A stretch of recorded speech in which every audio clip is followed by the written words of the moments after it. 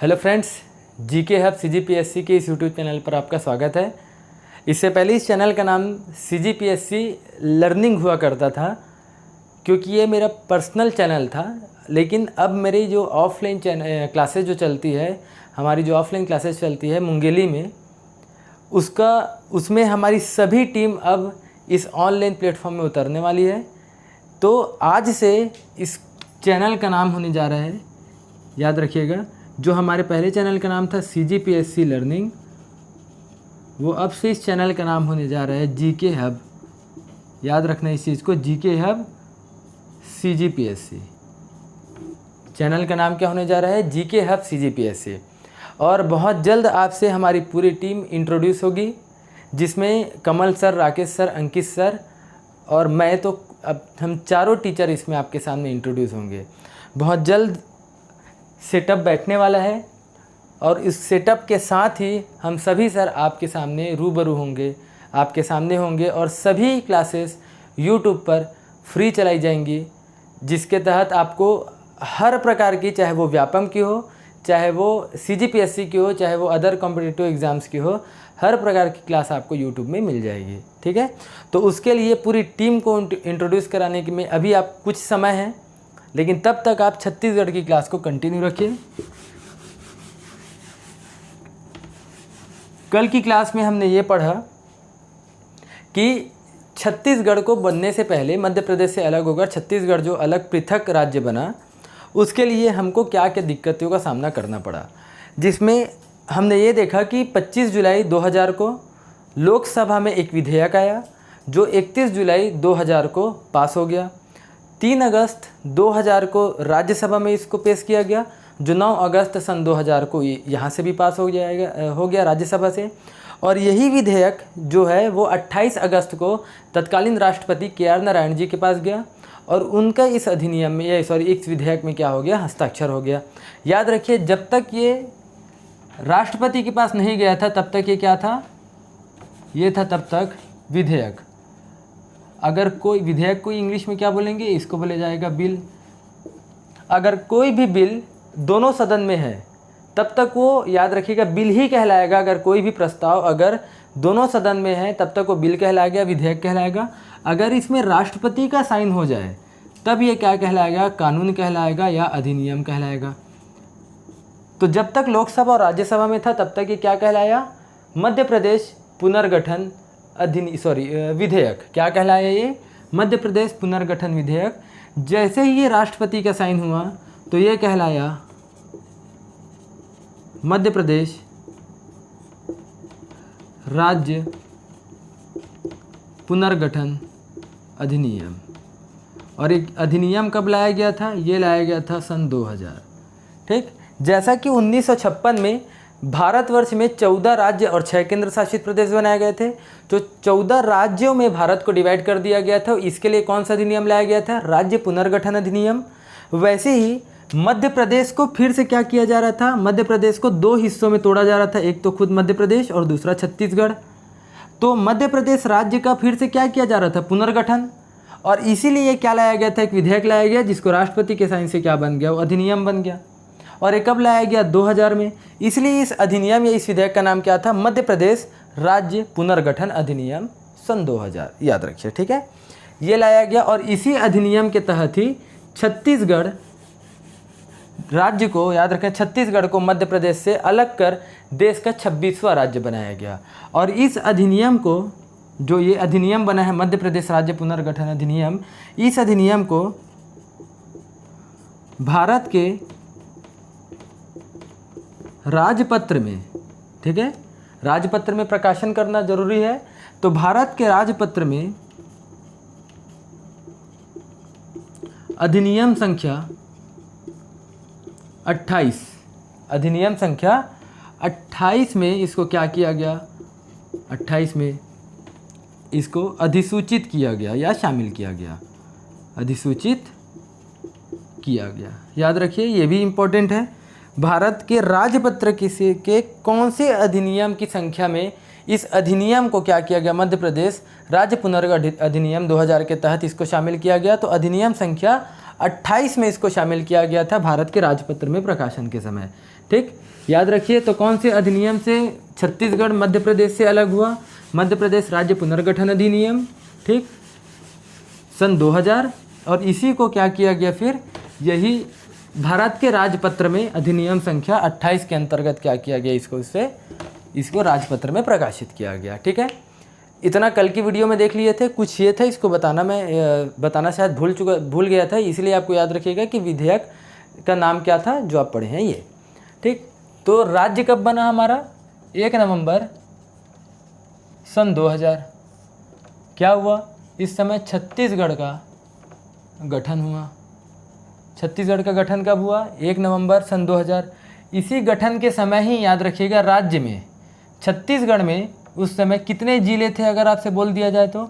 छत्तीसगढ़ में जिले थे, याद रखिए यहाँ पर। और मैं वर्तमान की स्थिति बता रहा हूँ। ठीक है, वर्तमान की स्थिति में याद रखिएगा कुछ इस प्रकार से। अभी 28 जिलों के क्रम में बता रहा हूँ मैं, 28 जिले में क्या होगा। ठीक, या तो आप इसको समझ सकते हैं, इसी में आपको बता देता हूँ। या अभी वर्तमान में मैं बता चुका था आपको कितने जिले, प्रशासनिक दृष्टि से 33 जिले, 5 और जिले बना दिए गए, उसको बाद में देखेंगे। ये है वर्तमान की स्थिति। ठीक, और ये है राज्य के गठन के समय की स्थिति, 1 नवंबर 2000। उस समय जब छत्तीसगढ़ का गठन किया गया तो कुल जिलों की संख्या थी, याद रखिएगा, 16। कितने जिले थे? कुल 16 जिले थे। तहसील कुल कितने थे? याद रखिए, तो उस समय तहसीलों की संख्या थी 96। कितनी थी तहसील? 96। कुल विकास खंड कितने थे? तो विकास खंड कितने थे अगर बोला जाए तो याद रखिएगा 146। और आदिवासी विकास खंड, आदिवासी विकास खंड, आदिवासी विकास खंड की संख्या याद रखिएगा उस समय थी 85। कितनी थी? 85। छत्तीसगढ़ का गठन के समय कुल जिले 16, तहसील 96, विकास खंड 146 और आदिवासी विकास खंड कितने थे? 85। अब सवाल ये है कि तहसील और विकास खंड में अंतर क्या है? बार बार आप सुनते होंगे, तहसील शब्द सुनते हैं और वहीं पर आप एक और शब्द सुनते हैं, विकास खंड। तहसील और विकास खंड, तो दोनों में आखिर अंतर क्या है? देखिए, तहसील ऐसा क्षेत्र जिसका प्रमुख काम राजस्व की वसूली करना है। ठीक है, ऐसा क्षेत्र जिसका प्रमुख कार्य क्या है? राजस्व की वसूली करना। और जिसका प्रमुख होता है तहसीलदार, वो क्या कहलाएगा? तहसील कहलाएगा। और ऐसा क्षेत्र जिसका प्रमुख कार्य सरकार की योजनाओं को, विकास की योजनाओं को सुचारू रूप से लागू करना है। विकास खंड ऐसा क्षेत्र है जहाँ पर सरकार की विकास की योजनाओं को सुचारू रूप से क्या करना है? लागू करना है। और इसका प्रमुख होता है विकास आयुक्त। दोनों में समझ रहे हैं, एक का काम क्या है? टैक्स वसूली का, और दूसरे का काम है विकास का काम करने का। तो तहसील का डेफिनेशन क्या लिख सकते हैं? ऐसा क्षेत्र जहां राजस्व की वसूली की जाए, राजस्व की वसूली की जाए, क्या कहलाएगा? तहसील। और इसका प्रमुख कौन होगा? इसका प्रमुख होगा तहसीलदार। इसका प्रमुख कौन होगा? तहसीलदार। तहसीलदार के अंतर्गत कौन आता है? नायब तहसीलदार, एनटी। नायब तहसीलदार, नायब तहसीलदार के अंदर कौन होता है? Revenue inspector, RI. ठीक है, तहसीलदार इसका प्रमुख होगा तहसील का, इसके अंदर काम करते हैं नायब तहसीलदार, इसके अंदर काम करते हैं रेवेन्यू इंस्पेक्टर, और इसके भी अंदर काम करते हैं पटवारी। राजस्व की सबसे छोटी इकाई क्या है? पटवारी। विकास खंड किसको बोलेंगे? ऐसा क्षेत्र जहां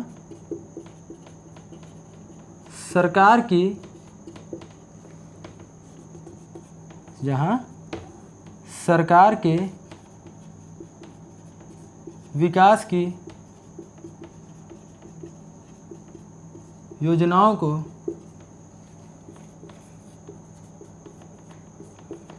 सुचारू रूप से लागू किया जाए या लागू किया जाता है वो क्षेत्र क्या कहलाता है? याद रखिएगा, वो क्षेत्र कहलाता है विकास खंड। ठीक है, जहाँ सरकार की विकास की योजनाओं को लागू किया जाता है सुचारू रूप से, वो क्या कहलाएगा? विकास खंड। और इसका प्रमुख कहलाता है विकास आयुक्त। इसका प्रमुख कौन होगा? विकास आयुक्त। आ रहा है समझ में? तहसील राजस्व की वसूली करना, विकास सरकार की विकास की योजनाओं को लागू करवाना, यही इसके क्या है? प्रमुख। याद रखिएगा, पहला और दूसरा दोनों में डिफरेंस, मेजर डिफरेंस यही है तहसील और विकास खंड में। तो फिर आदिवासी विकास खंड क्या है? ऐसा विकास खंड, ऐसा क्षेत्र, विकास खंड वाला ऐसा क्षेत्र जहाँ की जनसंख्या या बहुल जनसंख्या क्या है? आदिवासी है या जनजाति है। याद रखना, जनजातियों को आदिवासी भी कहा जाएगा। तो ज़्यादातर दक्षिण वाला क्षेत्र आएगा, याद रखिए। तो ये क्षेत्र तो कभी भी छत्तीसगढ़ में, याद रखिए, आदिवासी क्षेत्र जो थे वो तो अभी भी रहेंगे। इसीलिए आदिवासी विकास खंड की संख्या कितनी है? 85 उस समय जब राज्य का गठन हुआ था। इसीलिए वर्तमान में भी आपको आदिवासी विकास खंड कितने मिलेंगे? वर्तमान में भी आदिवासी विकास खंड आपको मिलेगा छत्तीसगढ़ में 85। क्यों? आदिवासी जिन क्षेत्रों में रहते थे आज भी वहीं रहते हैं। ठीक है, इसीलिए आदिवासी विकासखंड की संख्या कितनी है? वर्तमान में 85। वर्तमान में विकास खंड कितने होंगे? याद रखिएगा, वर्तमान में विकास खंड अभी भी कितने हैं? 146। वर्तमान में कितने हैं? 146। अब बात होती है तहसील की।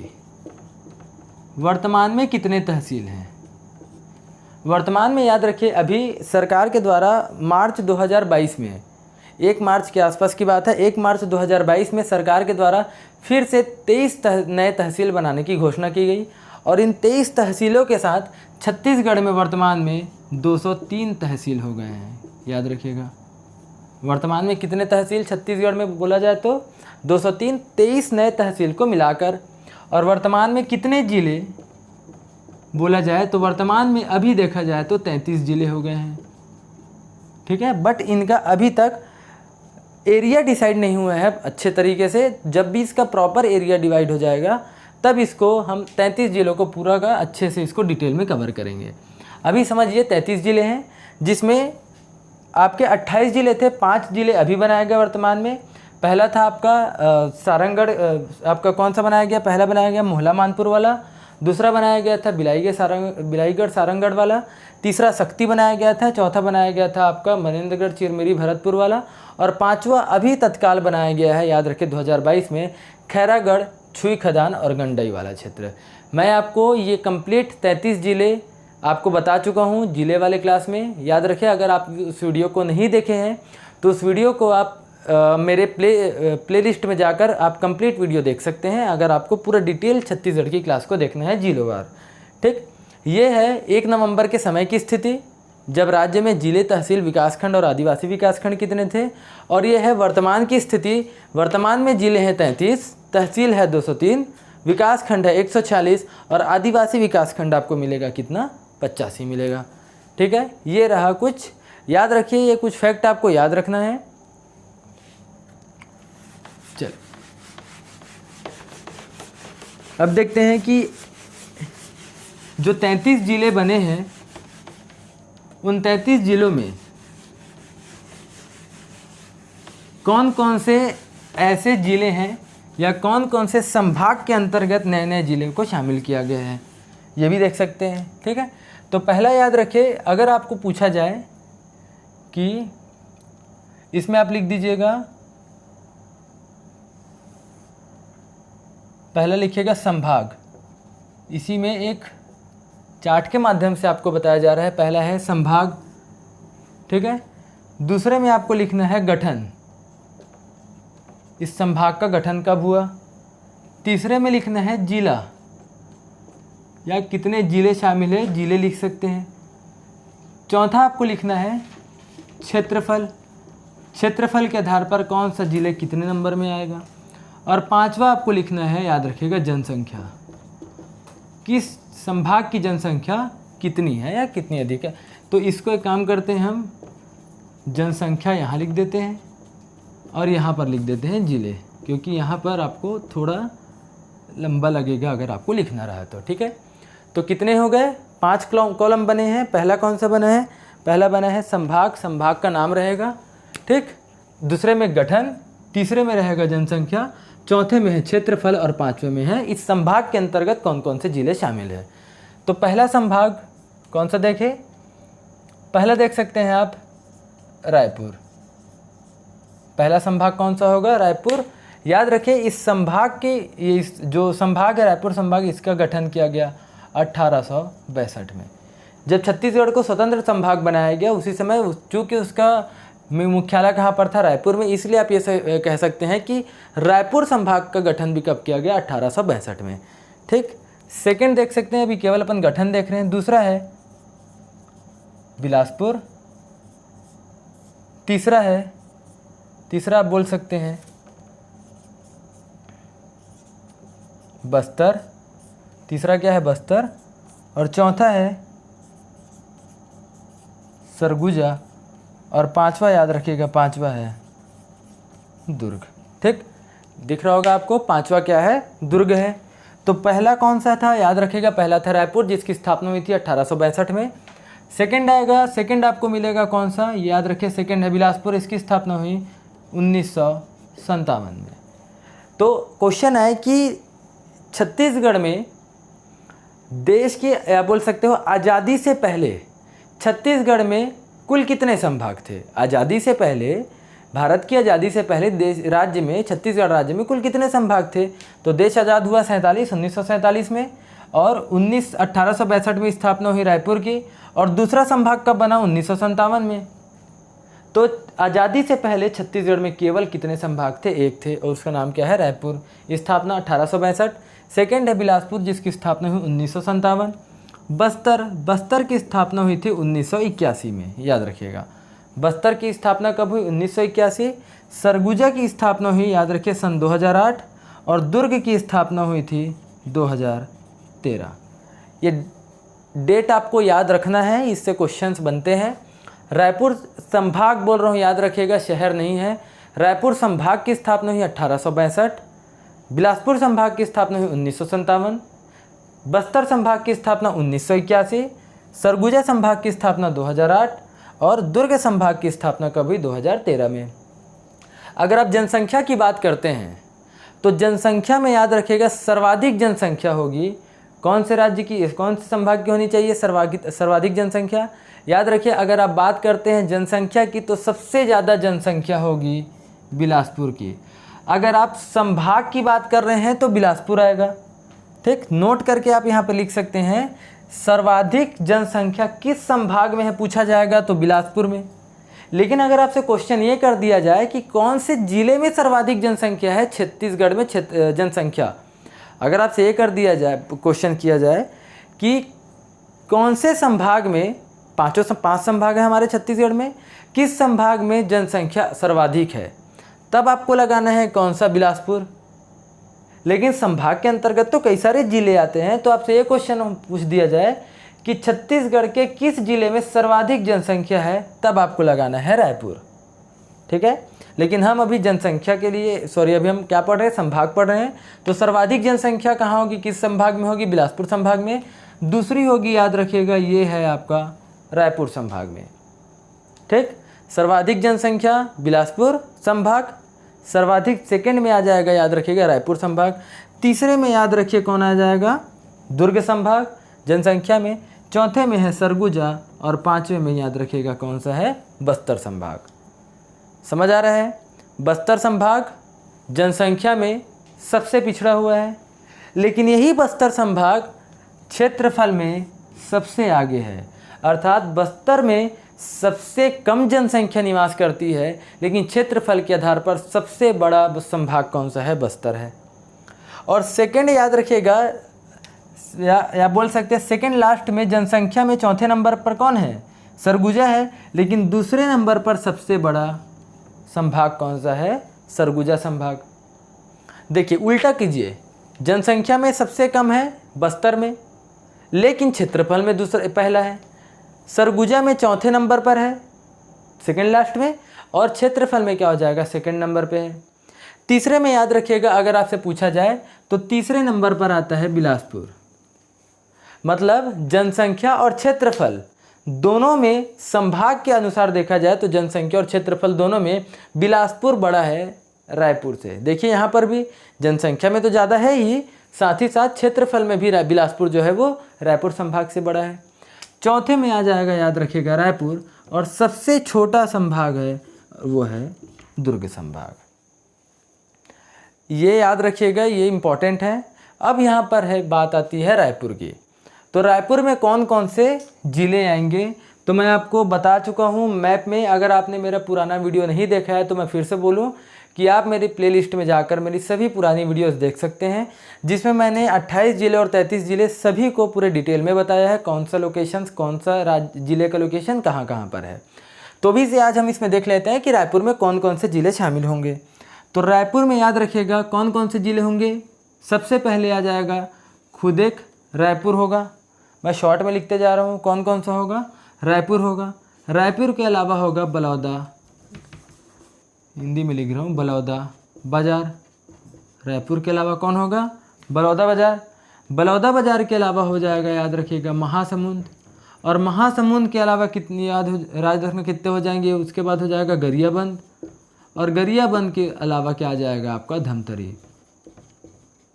ठीक है, तो कितने ज़िले हो गए रायपुर संभाग के अंतर्गत। रायपुर संभाग के अंतर्गत याद रखिएगा इसके अंतर्गत हो गए 5 ज़िले। कितने ज़िले रायपुर संभाग में, 5 ज़िले। अब देखना है अपन को बस्तर संभाग। बस्तर देख लेते हैं, जिसमें जिसमें बदलाव नहीं हुए हैं उसको पहले देख लेते हैं। बस्तर संभाग में क्या क्या आ जाएगा, कांकेर। कांकेर के बाद आ जाएगा, याद रखिएगा, नीचे में है नारायणपुर। उसके बाद है कोंडागांव। कोंडागांव के बाद याद रखिएगा, कोंडागांव के बाद आता है, आप अगर आप आएंगे नीचे तो बीजापुर।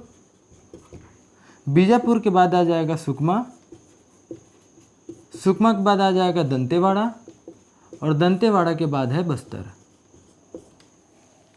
ठीक, तो कितने ज़िले ये सब पढ़ चुके हो आप, टोटल हो गए 7 ज़िले। बस्तर संभाग में कितने ज़िले, 7 ज़िले। और किस में बदलाव नहीं हुआ है, और बदलाव नहीं हुआ है आपका, बाकी तीनों संभाग में बदलाव किया गया है। तो भी से सरगुजा को पहले देखते हैं। सरगुजा में बदलाव करने से पहले 5 ज़िले हुआ करते थे, कौन कौन सा। पहला है कोरिया। कोरिया के बाद सूरजपुर। सूरजपुर के बाद बलरामपुर। बलरामपुर के बाद था यहाँ पर सरगुजा। और सरगुजा के बाद यहाँ पर मिलता है जशपुर। ठीक, और उसके बाद एक नया ज़िला यहाँ पर बना दिया गया जिसका नाम है, अभी आपको पढ़ाया था, भरतपुर, मनेंद्रगढ़ और चिरमिरी। ठीक है, भरतपुर, मनेंद्रगढ़ और चिरमिरी नया ज़िला यहाँ पर बनाया गया, याद रखिएगा। तो कुल कितने ज़िले हो गए, 5 थे, अब कितने हो गए, वर्तमान में 6 ज़िले हो गए। ठीक, दुर्ग संभाग में कौन कौन से आएंगे, याद रखना। दुर्ग में आ जाएंगे, आपको पता है पहले क्या क्या था, कवर्धा। कवर्धा के अलावा राजनांदगांव। राजनांदगांव इसको बाद में लिखते हैं। कवर्धा के बाद क्या आ जाएगा, याद रखिए, दुर्ग तो खुद आएगा। उसके अलावा है बेमेतरा। उसके अलावा मिलेगा आपको बालोद। 4 हो गए। उसके अलावा मिलेगा राजनांदगांव, 5। और इसी राजनांदगांव, जैसे समझिए ये वाला राजनांदगांव है, ऐसे राजनांदगांव यहाँ पर है। राजनांदगांव को तोड़कर नीचे से यहाँ पर से बनाया गया है मोहला मानपुर। क्या बनाया गया है, मोहला मानपुर वाला ज़िला बनाया गया है। और इसी राजनांदगांव के ऊपर को तोड़कर यहाँ पर को बनाया गया है खैरागढ़, छुई खदान और गंडई। ये तीनों एक ही नाम है, 3 तहसील थे, तीनों को मिलाकर क्या बनाया गया है, एक नया ज़िला बनाया गया है। तो राजनांदगांव को तोड़कर 2 नए ज़िले बनाए गए। कौन कौन सा, पहला है आप देख लिख लीजिएगा यहाँ पर मोहला मानपुर वाला क्षेत्र, और दूसरा है खैरागढ़ प्लस खैरागढ़, छुई खदान और आ जाएगा गंडई। तो पहले कितने थे, कवर्धा, दुर्ग, बेमेतरा, बालोद और राजनांदगांव, और राजनांदगांव को तोड़कर 2 अन्य जिला बनाया गया, तो 5 2 कितने हो गए, 7 हो गए। ठीक है, अब बचता है आपका कौन सा, बिलासपुर। इसको मैं मिटा रहा हूँ। इसमें याद रखना कौन कौन से इसमें जिले आएंगे। तो वर्तमान में बिलासपुर में कौन कौन से हैं, पहला खुद में बिलासपुर, तो बीएसपी लिख रहा हूँ, प्लस उसके अलावा आपको मिलेगा मुंगेली। तीसरा आपको मिलेगा यहीं पर, याद रखिएगा ये वाला स्थान है आपका कोरबा। फिर उसके अलावा है बिलासपुर से अलग होकर बना है जीपीएम। उसके कोरबा से नीचे आपको मिलेगा जांजगीर चांपा, और एक है रायगढ़। तो बिलासपुर संभाग में कितने जिले, अभी तक कितने जिले थे, कितने जिले थे, 6 जिले थे, मुंगेली, बिलासपुर, जीपीएम, कोरबा, जांजगीर चांपा, रायगढ़। यहीं पर याद रखिएगा जो नया शक्ति जिला बनाया गया है प्लस शक्ति, ये इसी बिलासपुर संभाग में ही आएगा। और उसके अलावा जो अभी एक और बनाया गया है सारंगगढ़, बिलाईगढ़, ये भी जो नया जिला बनाया गया है ये भी किसके अंदर आएगा, बिलासपुर संभाग। तो कितने थे, 6, 1 2 3 4 5 6, 2 और जोड़ दिया गया तो टोटल 8। तो अब याद रखिएगा, याद रखिए पहले ये था कि बस्तर सबसे बड़ा, या बोल सकते हो बस्तर के अंतर्गत सर्वाधिक जिले शामिल थे। लेकिन अब आपसे पूछा जाए कि सर्वाधिक जिले किस संभाग में आएंगे, तो याद रखिएगा सर्वाधिक जिले आएंगे आपके बिलासपुर संभाग में। ठीक है, ये चीज़ें समझ आई, इन चीज़ों को आपको याद रखना है। ठीक है, अगर आपको अभी के मैप के हिसाब से चलना है तो ये आपके लिए याद रखिए पूरी स्थापना है, कब कब इस संभाग का गठन किया गया, जनसंख्या के आधार पर, क्षेत्रफल के आधार पर, और कौन कौन से जिले वर्तमान में इस संभाग के अंतर्गत आते हैं। ये सभी चीज़ें आपको डिटेल पढ़नी है। अगर आप और वीडियो, मेरा पुराना जितना भी वीडियो देखना चाहते हैं तो आप मेरे पुराने वीडियो में जाकर आप सभी वीडियो देख सकते हैं। आगे की क्लास को हम ये पढ़ेंगे, आगे की क्लास में हम ये पढ़ेंगे कि छत्तीसगढ़ का प्रादेशिक विभाजन को, या छत्तीसगढ़ का बोल सकते हैं कि आप प्राकृतिक विभाजन को कितने भागों में बांटा गया, ये सभी चीज़ों को डिटेल में कवर करेंगे। अगर आपको वीडियो पसंद आए तो चैनल को लाइक कीजिए, सब्सक्राइब कीजिए, और मेरे टेलीग्राम चैनल को ज्वाइन कीजिए। अभी इसका नाम बदलने वाला है फिर से, जैसा कि मैंने आपको शुरुआत में बताया था कि हमारी पूरी टीम जीके हब की पूरी टीम आपके सामने इंट्रोड्यूस होने वाली है। तो जो कि इसके चैनल का नाम भी बदला गया है, इसीलिए अगले जो आपके टेलीग्राम के जो चैनल है उसको भी बदला जाएगा। तो उसको डेली करंट अफेयर और क्विज कंपटीशन के लिए आप उस चैनल को ज्वाइन कीजिए। Thank you.